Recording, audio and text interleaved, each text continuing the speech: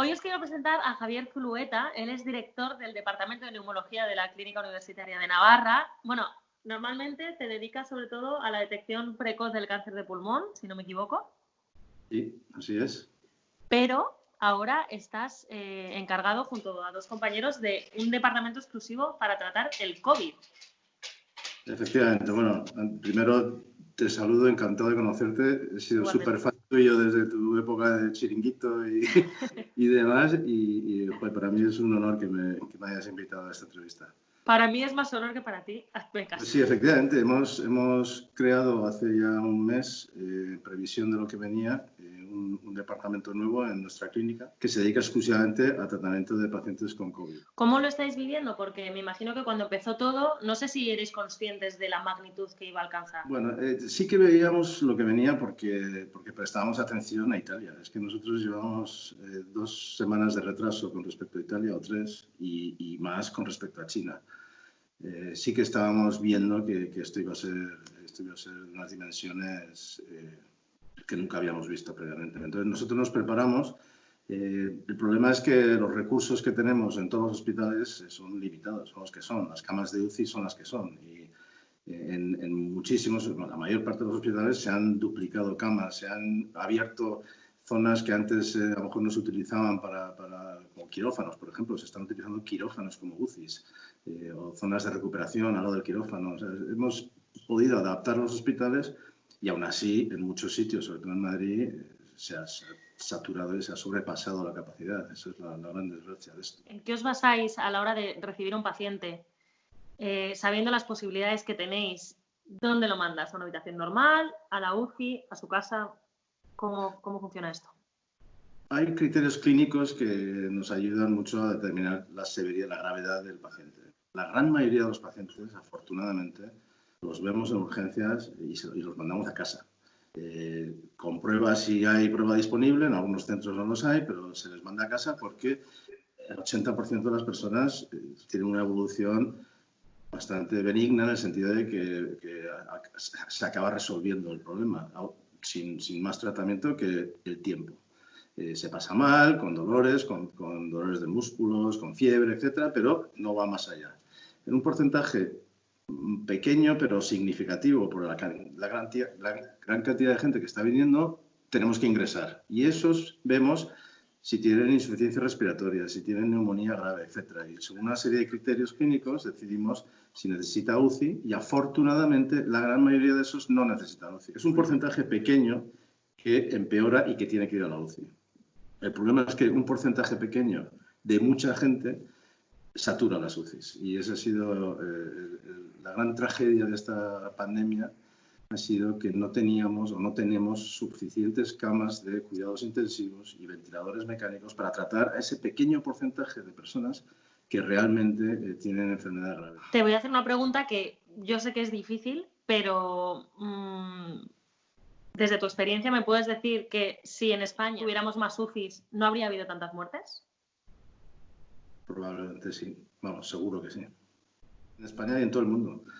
El problema es que mantener UCIs, nadie ha previsto esto ni se podía prever. Pero imaginémonos que ahora, con la lección aprendida, decidimos que vamos a mantener UCIs y ampliar UCIs para la futura pandemia que pueda ocurrir dentro de no sé cuántos años. Eso es un coste enorme, que probablemente inasumible. Tendremos que decidir si es una cosa que merece la pena en preparación o no. Será un gasto muy, muy, muy importante. Claro, pero al final, yo no sé si es porque estamos en este momento, en esta situación, que es lo que estamos sufriendo, si te pones a pensar y dices, bueno, pero ¿cuánta cantidad de dinero se está destinando a otras cosas? Y no estamos destinando a lo mejor ese dinero a las cosas realmente importantes, ¿no? Como por ejemplo a la sanidad. Sí, bueno, eso, estamos entrando aquí en un debate muy, muy complicado. Yo creo que esto lo que está demostrando es que todo eso no puede persistir siempre. Algo tiene que romper y se ha roto aquí, desgraciadamente. La parte más débil de todo esto ha sido la sanidad. Yo creo que de lo que más seguramente te preguntan es ¿cuáles son los síntomas? Inicialmente, cuando empezamos a aprender sobre esta enfermedad se hablaba de 3 síntomas. La tos seca, entonces la fiebre y los dolores musculares. Claro, eso nosotros los médicos cuando vemos estas listas de síntomas siempre van acompañadas de porcentajes. El 80% tiene tos seca, el 75% tiene fiebre, estoy inventando menos. Si tienes rinorrea o bueno, congestión nasal, no, eso no es COVID. Si tienes diarrea, eso no es COVID. Y no es así. Ahora cuando tenemos ya publicaciones científicas que han salido de China con la lista de todos los síntomas, pues hay un 2% de personas que presentaron con diarrea o un 5% de personas, ahora estamos viendo aquí, mucha gente que ha presentado que han perdido el gusto y el olfato. Son 2 síntomas que claramente se están relacionando con el COVID. Ocurren no con mucha frecuencia, pero hay personas y que solo han tenido ese síntoma y han desaparecido. Pues esas personas probablemente han tenido infección con COVID. No se les ha hecho pruebas porque no tenemos pruebas suficientes, pero cuando podamos luego en el futuro hacer pruebas para ver quién está inmunizado, quién tiene anticuerpos, quién ha creado anticuerpos ante la infección, veremos que personas que han tenido a lo mejor un poco de dolor de cabeza o una erupción cutánea, cosas que no se describen habitualmente con el COVID, veremos que sí, que efectivamente han sido por el COVID. Entonces, la clave ahora es, bueno, una persona que está en su casa, que tiene X síntomas, ¿en qué momento tiene que acudir al hospital o al médico? Esa es muy buena pregunta y es muy difícil de contestar.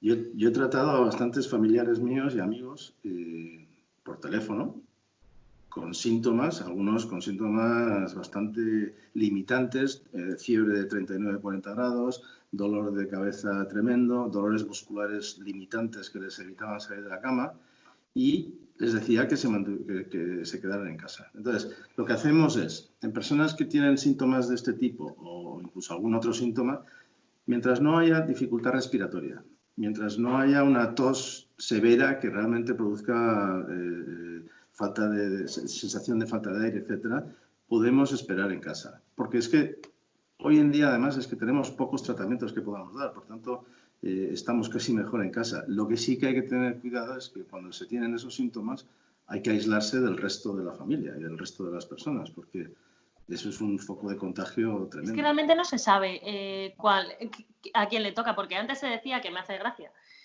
no, tranquilos que esto es solo a los mayores, como si nos dieran igual, ¿no? Nuestros mayores, que yo creo que a nadie le da igual su abuela, su abuelo. Pero se está viendo, pues yo misma tengo amigas de mi edad que han pasado un cuadro bastante severo de la enfermedad. No se sabe muy bien de qué depende. Efectivamente. A ver, es una enfermedad nueva para nosotros, estamos aprendiendo día a día. Afortunadamente estamos recibiendo mucha información de nuestros colegas chinos, estamos recibiendo toda la información continuamente. Estamos en contacto con nuestros colegas, hacen seminarios online continuamente y estamos aprendiendo muchísimo de ellos. Y es impresionante. O sea, a los pocos momentos libres que tenemos los dedicamos a aprender sobre esta enfermedad de la experiencia que han tenido nuestros colegas hace 2 semanas o un mes, no lo hayamos visto nunca. Entonces, en cuanto a lo que comentábamos, ¿a quién le toca? Por usar ese símil, pues no lo sabemos. Hay hemos tenido pacientes aparentemente sanos previamente, jóvenes de 40 y pocos años, que están muy enfermos. En cambio, tenemos personas de 85 años con una neumonía que a los 7 días han ido a casa.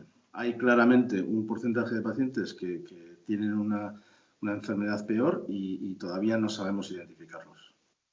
¿Hay algo que no se nos esté contando a la población? No. Desde el punto de vista médico, te aseguro que no.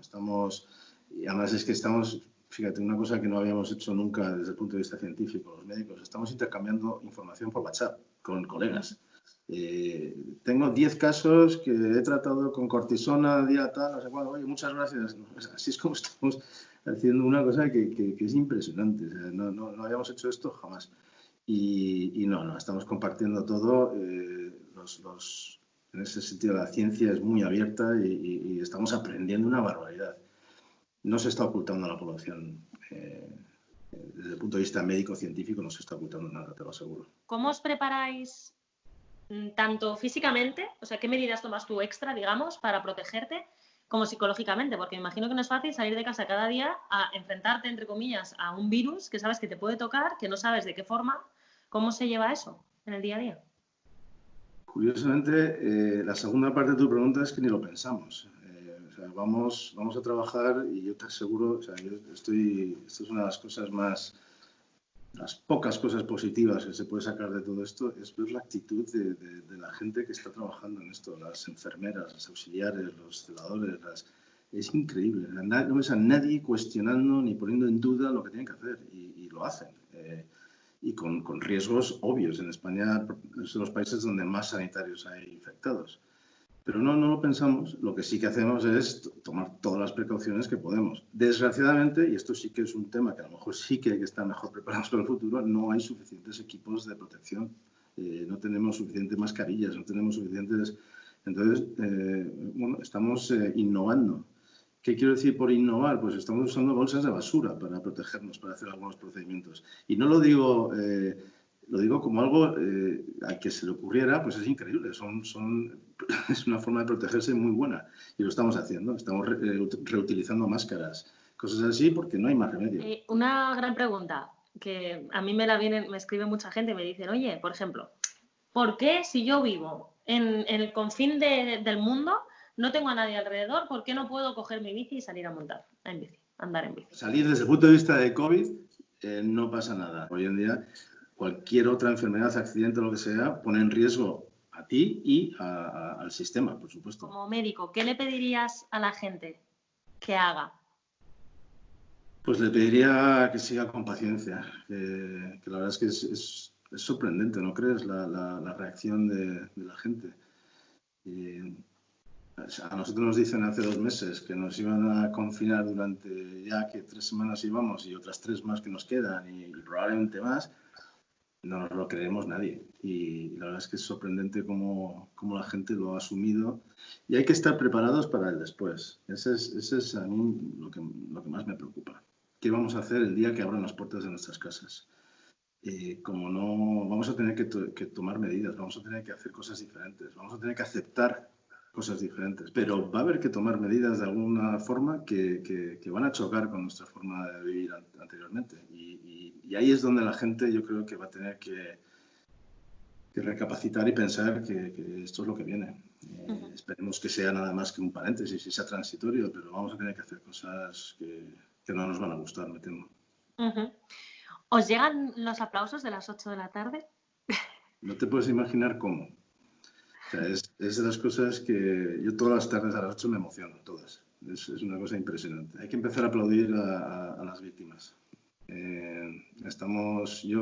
Vamos, de verdad, que me emociono todos los días y me parece increíble, pero las tragedias que estamos viviendo son increíbles. Entonces yo me gustaría que por lo menos parte de esos aplausos o todos los aplausos de las 8 se conviertan en aplausos para las víctimas. Cada víctima es una tragedia familiar y ahora mismo son números nada más y es que tenemos que empezar a pensar tenemos historias que son realmente desgarradoras. Una joven con la que hablé el otro día tiene a su madre en una UCI en Logroño y a su padre en una UCI en Pamplona. Ambos muy enfermos y ella que no puede visitar a ninguno de los dos, porque eso es otro de los dramas. No dejamos a los familiares visitar a sus pacientes. Incluso los que están en la UCI y los que se están muriendo. No podemos dejar que entre nadie porque es peligrosísimo. Entonces es una situación realmente que creo que merece el aplauso de todas estas personas, de los que están muriendo, por supuesto, y de los que están sufriendo a su alrededor.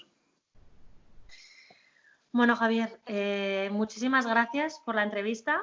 Para mí, de verdad que sí que es un honor que exista gente como tú, que no solo por lo que estás haciendo ahora, sino por lo que vienes haciendo a lo largo de toda tu carrera. De verdad que a mí sí me emociona saber lo que hacéis, que os exponéis a esto casi sin mirar por vosotros mismos. Y de mi voz, que me imagino que representa a muchísima gente, muchísimas gracias y muchísima fuerza. Muchas gracias, Irene.